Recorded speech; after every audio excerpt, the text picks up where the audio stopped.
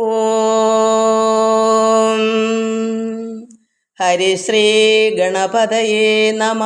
അവിഘ്നമസ്തു. ഓം നമോ ഭഗവതേ വാസുദേവായ. ശ്രീകൃഷ്ണ പരമാത്മനേ നമ. സർവഭക്തമക്കൾക്കും എൻ്റെ വിനീതമായ പ്രണാമം. എല്ലാ മക്കളും, അതായത് ആമക്കളുണ്ട് പെൺമക്കളുണ്ട്, എല്ലാവരും നല്ല നല്ല കമൻസുകളാണ് തന്നത്. അതെല്ലാം ഭഗവാനിൽ അർപ്പിക്കുന്നു. കാരണം ഇതെല്ലാം ഭഗവാനാണല്ലോ നടത്തുന്നത്. ഞാൻ ഒരു നിമിത്തം, അതായത് ചെറിയ ഒരു നിമിത്തം, വലിയ നിമിത്തമൊന്നും അല്ലല്ലോ. എല്ലാം അത് ഭഗവാൻ തന്നെ അർപ്പിക്കുന്നു. മക്കളെ, നിങ്ങളുടെ സ്നേഹവും നിങ്ങളുടെ വചനങ്ങളും നിങ്ങളുടെ സന്തോഷവും എല്ലാം ഞാൻ ഭഗവാനിൽ അർപ്പിക്കുന്നു. എനിക്ക് ഒന്ന് മാത്രമേ ഭഗവാനോട് പറയാനുള്ളൂ. എല്ലാ മക്കൾക്കും ഭഗവാനോടുള്ള സ്നേഹം വർദ്ധിക്കണം. അങ്ങയുടെ ഭഗവാന്റെ കൃപ ഇങ്ങോട്ട് എല്ലാവരും അത് ഏറ്റുവാങ്ങണം. അത്രമാത്രമേ ഉള്ളൂ. എല്ലാം മനസ്സിലാക്കണം. ഉള്ളത് എത്രയെന്ന് വെച്ചാൽ അത്രേ. അത് കവിഞ്ഞ് നമുക്ക് പറയാൻ പറ്റത്തില്ലല്ലോ. നമുക്കുള്ളതല്ലേ നമുക്ക് പറ്റൂ. അതുകൊണ്ട് എല്ലാവർക്കും നമസ്കാരം. എനിക്കിന്ന് സൗണ്ട് അടപ്പുള്ളതുകൊണ്ട് എന്നാലും നമുക്ക് ഭഗവാനെ സ്തുതിക്കണം. സൗണ്ട് അടയ്ക്കാൻ എൻ്റെ കൊച്ചുമകനൊക്കെ ഉണ്ടായിരുന്നു. അവനോട് എന്തെങ്കിലുമൊക്കെ ചോദിപ്പും കാര്യങ്ങൾ പറച്ചിലൊക്കെ ആവുമ്പം എനിക്ക് അധ്വാനിച്ചുകൂടാ. ഞരമ്പുകൾക്കെല്ലാം ആണല്ലോ വാദത്തിൻ്റെ. ഏത് അവയവം കൊണ്ട് നമ്മൾ ജോലികൾ ചെയ്താൽ അതൊരു കൃത്യനിഷ്ഠമായിട്ട് അല്പാൽപ്പല റേഷൻ എങ്ങനെയാണ് അതുപോലെ നമുക്ക് പാടുള്ളൂ. ഞാനിവിടെ ഈ ഭാഗവതമാണ് എനിക്ക് ഭഗവാൻ പറഞ്ഞേക്കുന്നത്. അത് കൃത്യനിഷ്ഠമായിട്ട് അത് ചെയ്യാം. അതിനപ്പുറത്തേക്കായിട്ട് സംസാരങ്ങളൊന്നും പാടില്ലെന്ന് ഞാൻ പറഞ്ഞ ആൾക്ക് മനസ്സിലാവത്തില്ലല്ലോ. അതായത് നമ്മുടെ മക്കളൊക്കെ ലൗകികമായ ജീവിതമാണല്ലോ. അവർ വിചാരിക്കും കുഞ്ഞുങ്ങളെ അമ്മാമ്മ എന്താ എന്ന് പറയാം. അതുകൊണ്ട് അതെല്ലാം ഭഗവാൻ അർപ്പിച്ചുകൊണ്ട് അവർക്കൊത്ത് ഞാൻ നിൽക്കുന്നു. എൻ്റെ ശരീരത്തെ ഞാൻ നോക്കാറില്ല. അതുകൊണ്ട് എനിക്ക് ഇങ്ങനെ അവർക്ക് എന്തെങ്കിലുമൊക്കെ ചെയ്ത് കൊടുക്കാൻ വയ്യെങ്കിലും ഞാൻ എന്തെങ്കിലും ചെയ്ത് കൊടുക്കുമ്പോൾ ദേഹം മൊത്തം നീരാകുന്നു. അപ്പോഴെല്ലാം എനിക്ക് സൗണ്ട് അടപ്പും എല്ലാം ഉണ്ടാകും. പക്ഷേ ഇത് മറ്റുള്ളവർക്ക് കാണുന്നവർക്ക് അറിയത്തില്ല. അവർ നോക്കുമ്പോൾ ഞാൻ ഇങ്ങനെയൊക്കെ ഭാഗവതമൊക്കെ ഇടുന്നു, അപ്പോഴൊന്നും കുഴപ്പമില്ലല്ലേ. പക്ഷെ ഇതെല്ലാം ഭഗവാൻ ഓരോന്ന് ഇന്നത് നീ ചെയ്യണം എന്ന് പറയുന്നതനുസരിച്ച് ചെയ്യാം, അല്ലാതെ മറ്റൊന്നും പാടില്ല. എങ്കിലും അവർക്ക് വേണ്ടി എല്ലാവർക്കും വേണ്ടിയാണല്ലോ ഞാൻ എൻ്റെ ശരീരത്തെ നോക്കാറില്ല. നമുക്ക് ഒക്കുന്നണക്ക് ഭഗവാനെ സ്തുതിക്കാം. കണി കാണും നേരം കമലനേത്രൻ്റെ നിറമേറും മഞ്ഞത്തുകിൽ ചാർത്തി കനകക്കിങ്ങിണി വളകൾ മോതിരം അണിഞ്ഞു കാണേണം ഭഗവാനേ. നരകവൈരിയാം അരവിന്ദാക്ഷൻ്റെ ചെറിയ നാളത്തെ കളികളും തിരുമൈ ശോഭയും കരുതി കൂപ്പുന്നീൻ അടുത്തുവാ ഉണ്ണി കണി കാൺമാൻ. മലർമതിൽ കാന്തൻ വസുദേവാത്മജൻ പുലർകാലേ പാടി കുഴലൂതി ചിലുചിലേ എന്നു കിലുങ്ങും കാഞ്ചന ചിലമ്പിട്ടോടിവാ കണി കാൺമാൻ. ശിശുക്കളായുള്ള സഖിമാരും താനും പശുക്കളെ മേച്ചു നടക്കുമ്പോൾ വിശക്കുമ്പോൾ വെണ്ണ കവർന്നുണ്ണും കൃഷ്ണ വശത്തുവാ ഉണ്ണി കണി കാൺമാൻ. ബാലസ്ത്രീകളുടെ തൂക്കിലും വാരിക്കൊണ്ടരയാലിൻ കൊമ്പത്തിരുന്നോരോ ശീലക്കേടുകൾ പറഞ്ഞും ഭാവിച്ചും നീലക്കാർ വർണ്ണ കണി കാൺമാൻ. എതിരെ ഗോവിന്ദൻ അരികെ വന്നോരോ പുതുമയായുള്ള വചനങ്ങൾ മധുരമാം വണ്ണം പറഞ്ഞും താൻ മന്ദസ്മിതവും തൂകിവാ കണി കാൺമാൻ.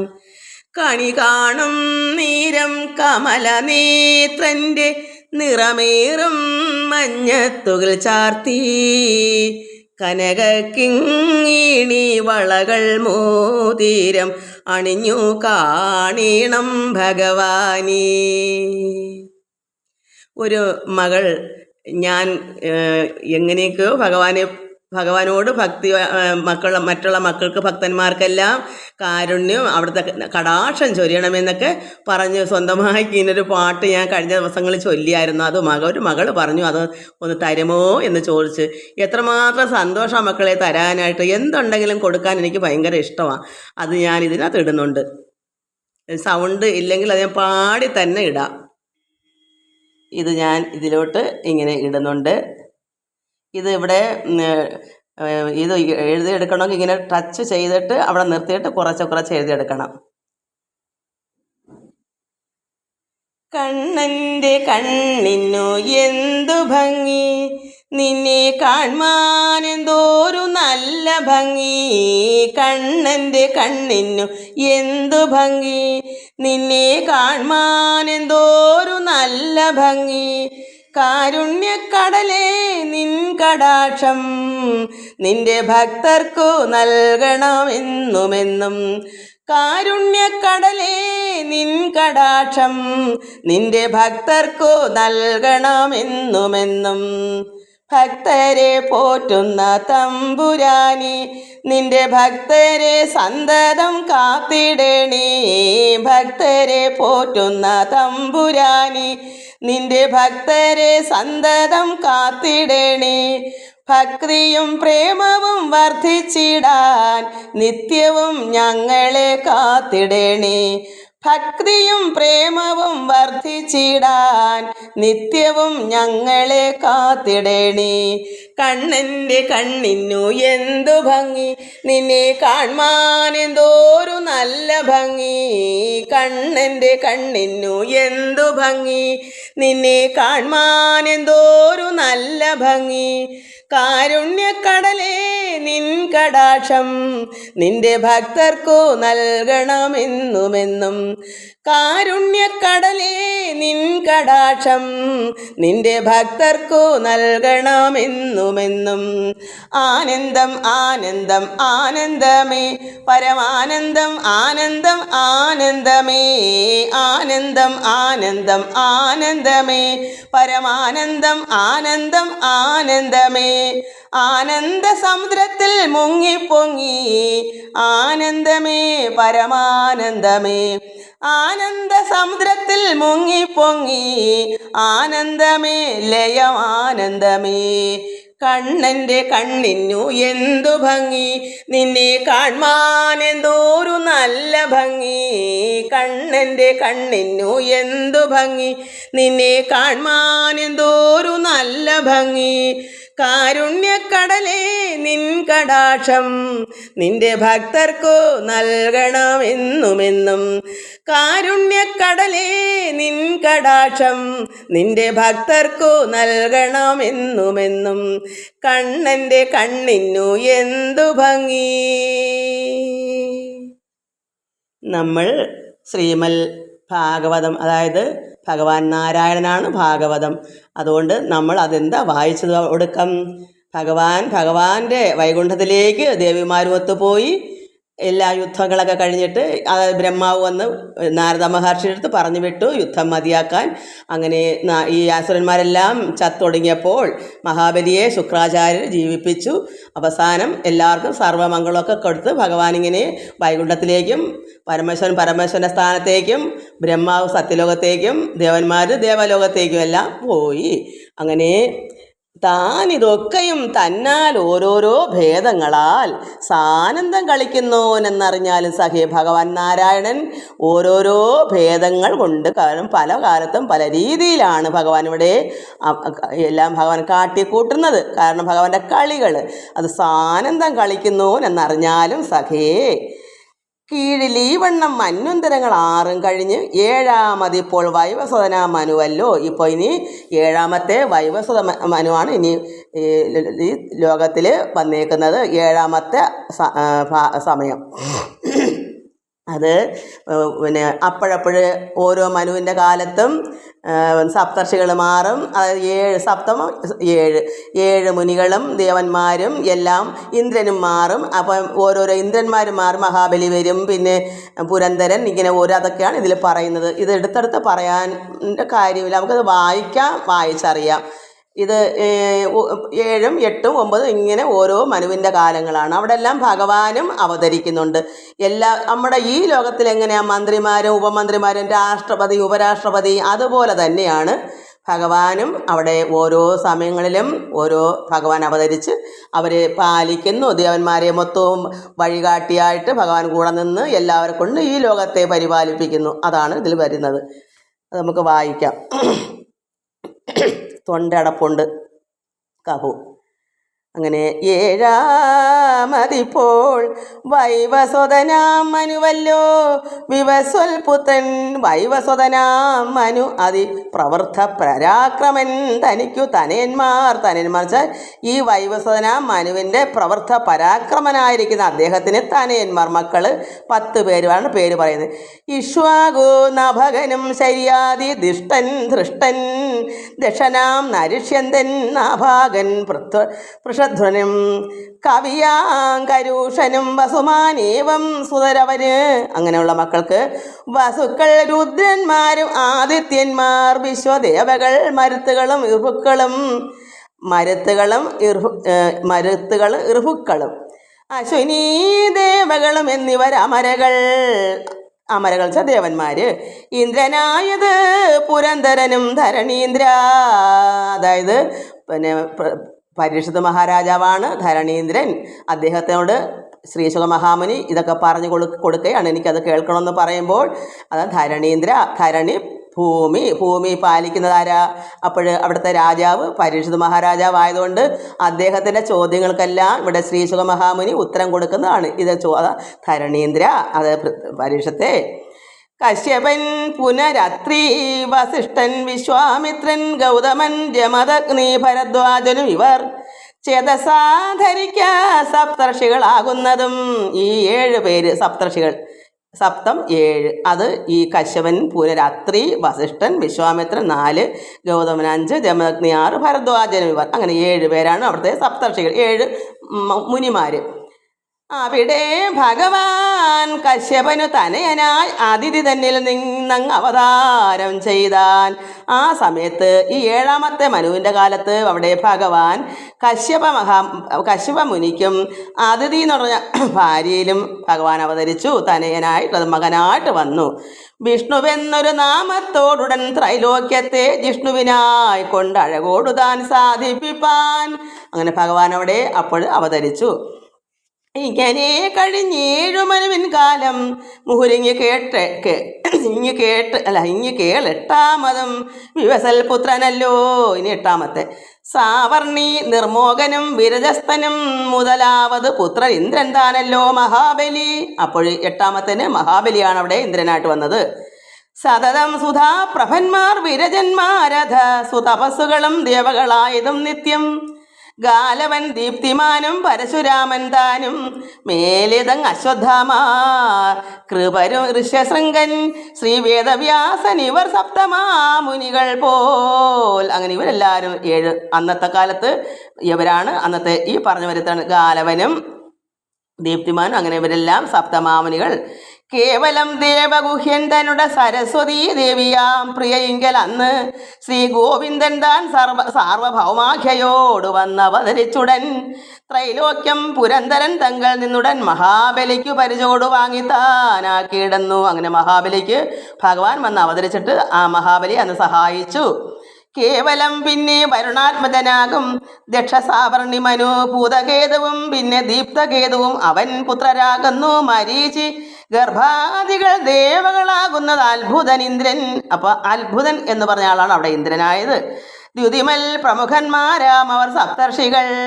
അപ്പോൾ ദ്യുതിമൽ പ്രമുഖന്മാരെന്ന് വെച്ചാൽ അതിവിടെ പേര് ഇവിടെ കൊടുത്തിട്ടുണ്ട്.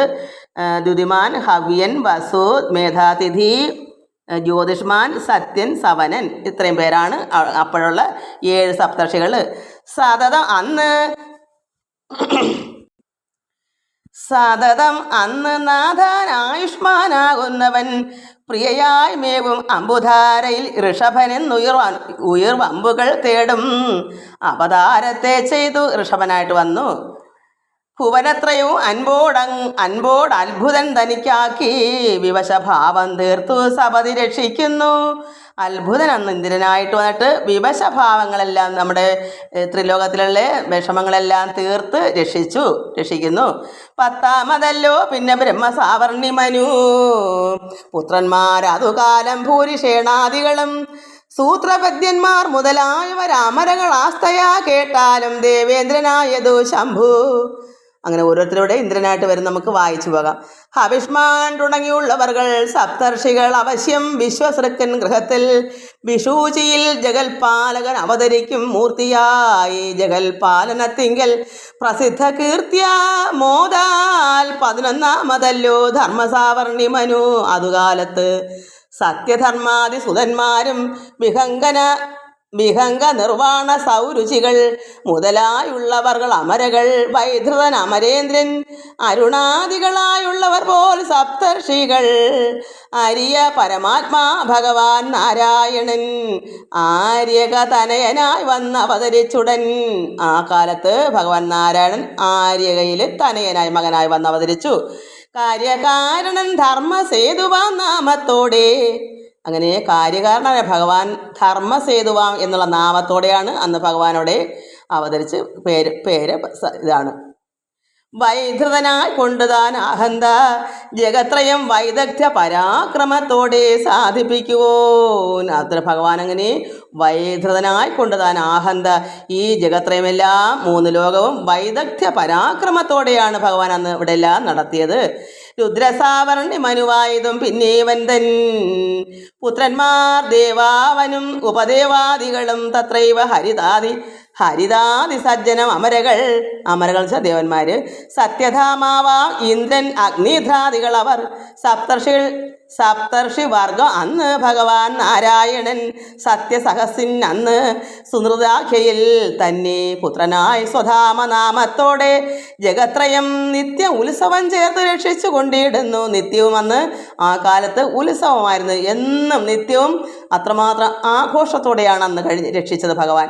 13ാമതിങ്കൽ ദേവസാവർണി മനു സുതന്മാർ ചിത്രസേന വിചിത്രാദികൾ എല്ലാം സുകർമാക്കളും സൂത്രാമാക്കളും അമരന്മാരകർമ്മജ്ഞാനി ദിവസ്പതി പോൽ ഇന്ദ്രൻ താനും നിർമോകൻ തത്വദർശൻ മുതലാം അവര് ആദി നിർമ്മലാത്മാക്കൾ പോൽ സപ്തർഷികളാകുന്നതും.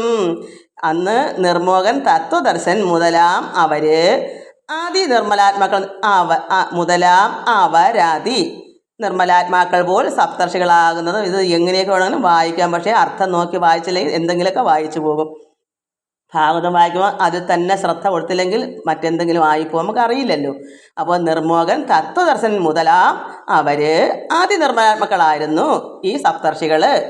അന്ന് അഖിലേശൻ ദേവഹോത്രന് ദിവസ്പതി തന്നിൽ നിന്നു ഉപകർത്താവെന്ന അഭിധാനത്തോടും. അങ്ങനെ ഭഗവാൻ അന്ന് എന്താ അഖിലേശൻ ഉപകർത്താവെന്ന അഭിധാനത്തോടും വന്ന് അവതരിച്ചുടൻ ത്രൈലോക്യം പാലിക്കുന്നു. ഇന്ദ്രസാവർണി മനു 14ാമതല്ലോ. 14ാമത് ഇന്ദ്രസാവർണി മനുവാണ്.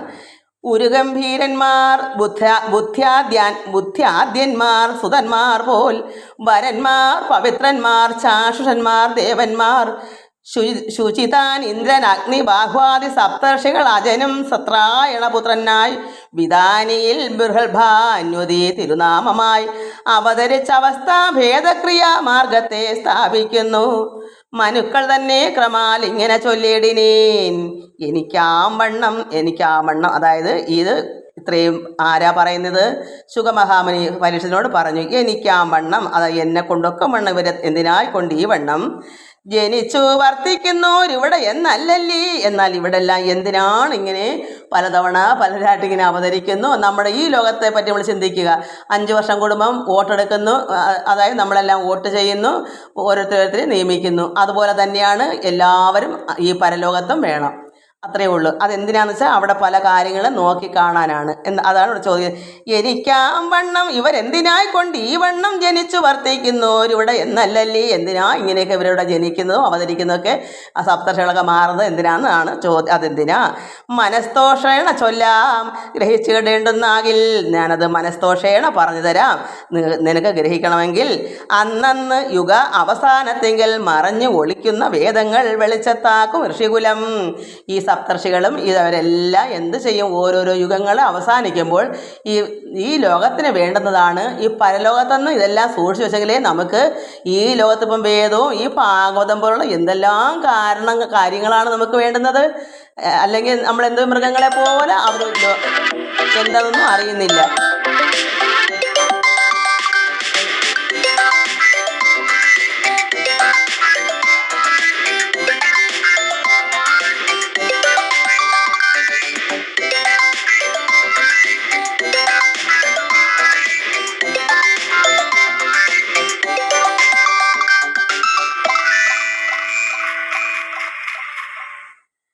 മനസ്തോഷേണ ചൊല്ലാൻ ഗ്രഹിച്ചിടുന്നാകിൽ അന്നന്ന് യുഗ അവസാനത്തെങ്കിൽ മറഞ്ഞൊളിക്കുന്ന വേദങ്ങൾ വെളിച്ചത്താക്കും ഋഷികുലം.